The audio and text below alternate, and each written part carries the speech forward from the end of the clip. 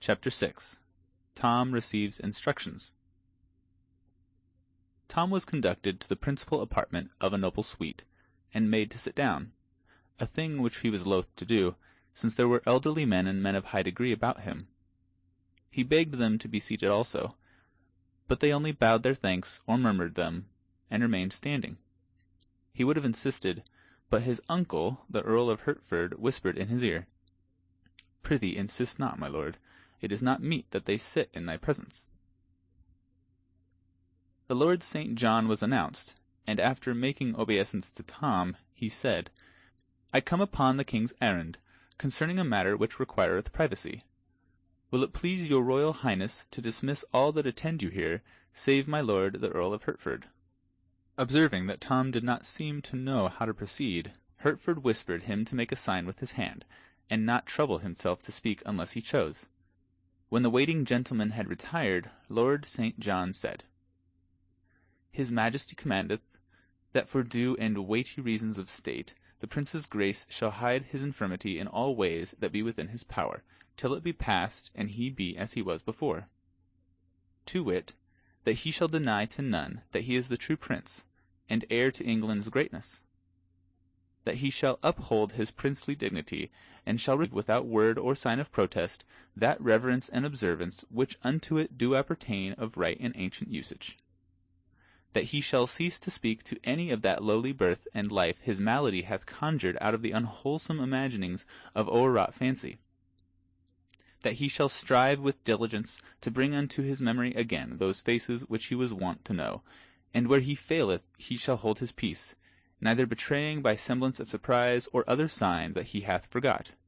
That upon occasions of state, whensoever any matter shall perplex him as to the thing he should do or the utterance he should make, he shall show naught of unrest to the curious that look on, but take advice in that matter of the Lord Hertford or my humble self, which are commanded of the king to be upon his service and close at call, till this commandment be dissolved. Thus saith the king's majesty, who sendeth greeting to your royal highness, and prayeth that God will of his mercy quickly heal you, and have you now and ever in his holy keeping." The Lord St. John made reverence and stood aside. Tom replied resignedly, "The king hath said it. None may palter with the king's command, or fit it to his ease. Where it doth chafe with deft evasions, the king shall be obeyed." Lord Hertford said, "Touching the king's majesty's ordainment concerning books and such like serious matters, it might peradventure please your highness to ease your time with delightsome entertainment, lest you go wearied to the banquet and suffer harm thereby."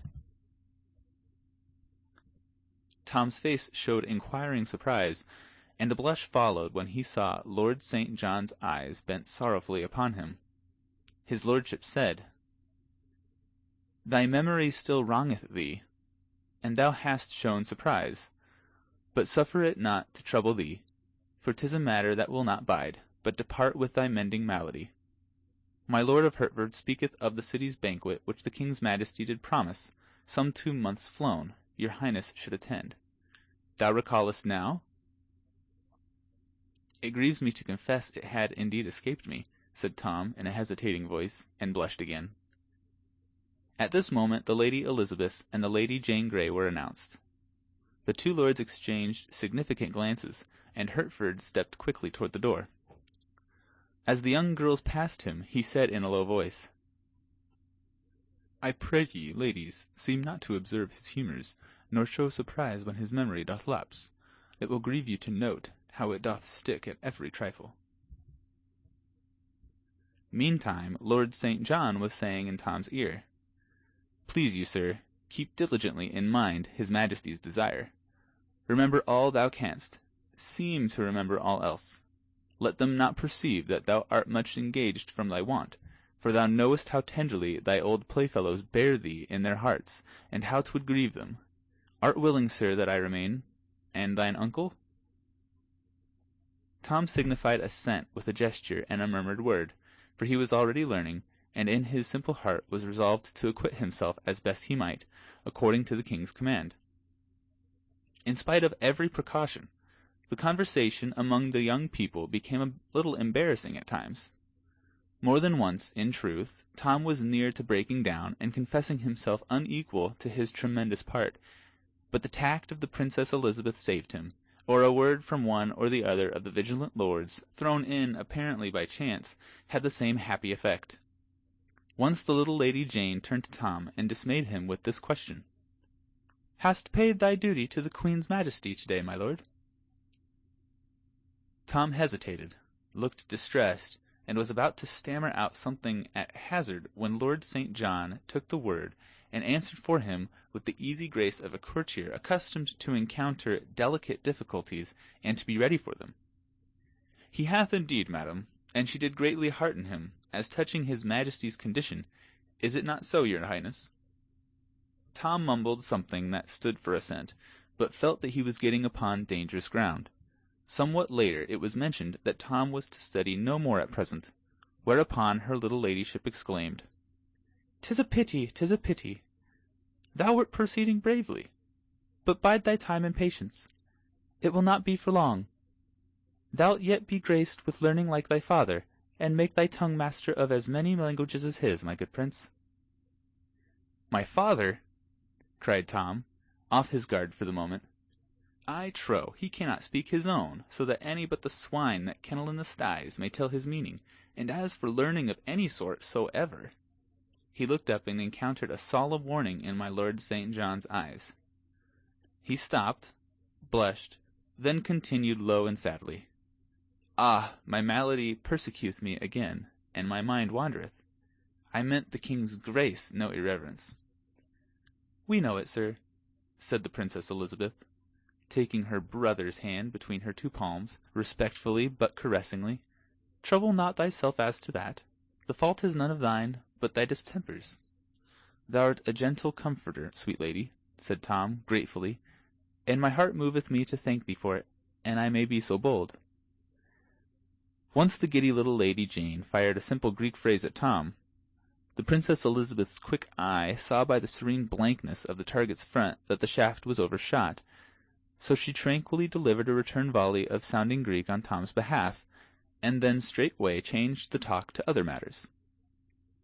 Time wore on pleasantly, and likewise smoothly, on the whole.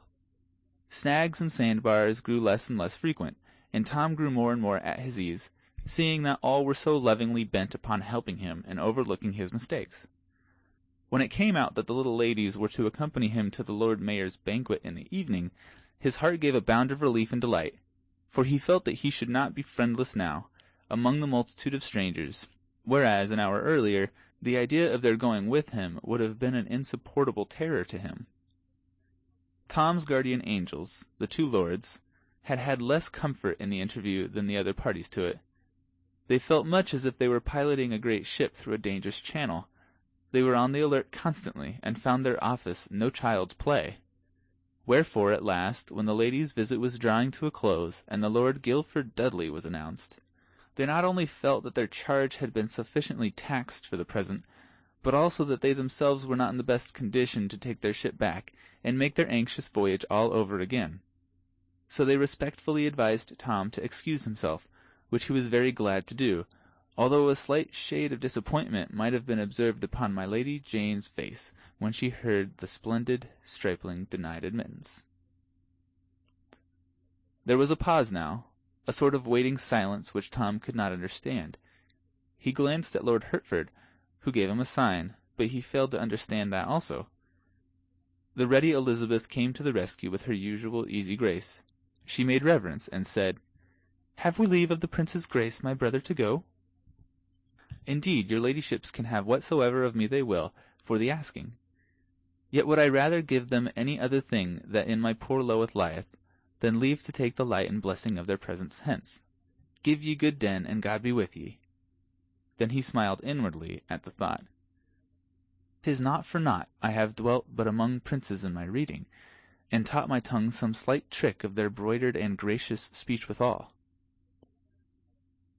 When the illustrious maidens were gone, Tom turned wearily to his keepers and said, "May it please your lordships to grant me leave to go into some corner and rest me?"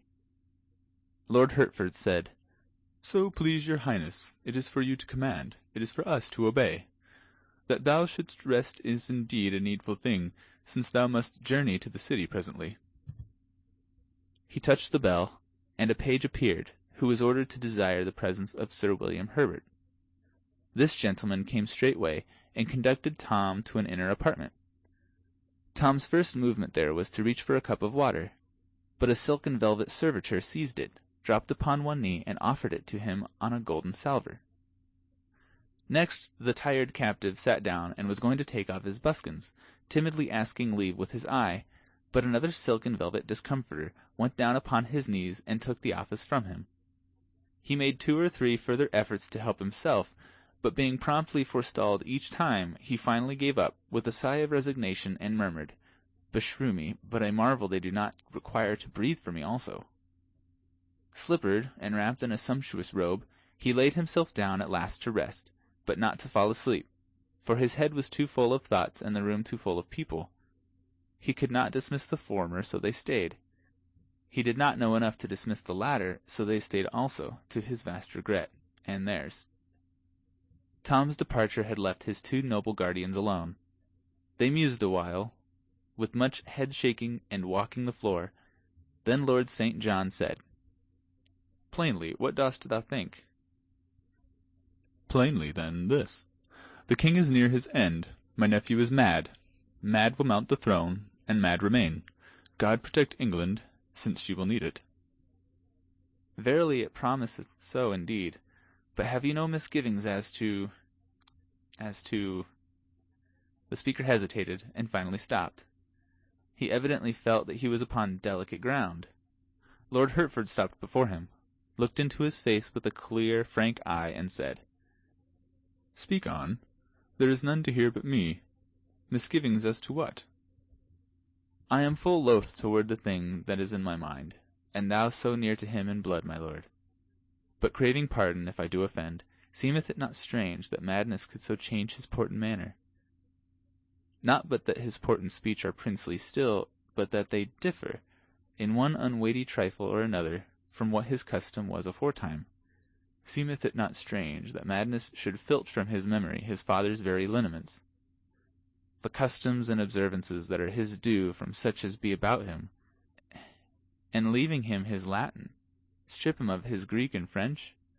My lord, be not offended, but ease my mind of this disquiet, and receive my grateful thanks. It haunteth me, this saying he was not the prince, and so—" "Peace, my lord, thou utterest treason. Hast forgot the king's command? Remember, I am party to thy crime, if I but listen." St. John paled. He hastened to say, I was in fault, I do confess it. Betray me not, grant me this grace out of thy courtesy, and I will neither think nor speak of this thing more. Deal not hardly with me, sir, else I am ruined." "I am content, my lord. So thou offend not again, here or in the ears of others. It shall be as though thou hadst not spoken. But thou needst not have misgivings. He is my sister's son. Are not his voice, his face, his form familiar to me from his cradle? Madness can do all the odd conflicting things thou seest in him, and more. Dost not recall how that the old Baron Marley, being mad, forgot the favour of his own countenance that he had known for 60 years, and held it was another's? Nay, even exclaimed he was the son of Mary Magdalene, and that his head was made of Spanish glass. And, sooth to say, he suffered none to touch it, lest by mischance some heedless hand might shiver it. Give thy misgivings easement, good my lord. This is the very prince, I know him well, and soon will be thy king. It may be advantage thee to bear this in mind, and more dwell upon it than the other." After some further talk, in which the Lord St. John covered up his mistake as well as he could by repeated protests that his faith was thoroughly grounded now, and could not be assailed by doubts again, the Lord Hertford relieved his fellow keeper, and sat down to keep watch and ward alone. He was soon deep in meditation, and evidently the longer he thought, the more he was bothered. By and by he began to pace the floor and mutter, "Tush, he must be the prince. Will any be in all the land maintain there can be 2, not of one blood and birth, so marvellously twinned? And even were it so, 'twere yet a stranger miracle that chance should cast the one into the other's place. Nay, 'tis folly, folly, folly." Presently he said, Now were he impostor and called himself prince, look you, that would be natural, that would be reasonable. But lived ever an impostor yet, who being called prince by the king, prince by the court, prince by all, denied his dignity and pleaded against his exaltation? No, by the soul of Saint Swithin, no. This is the true prince, gone mad.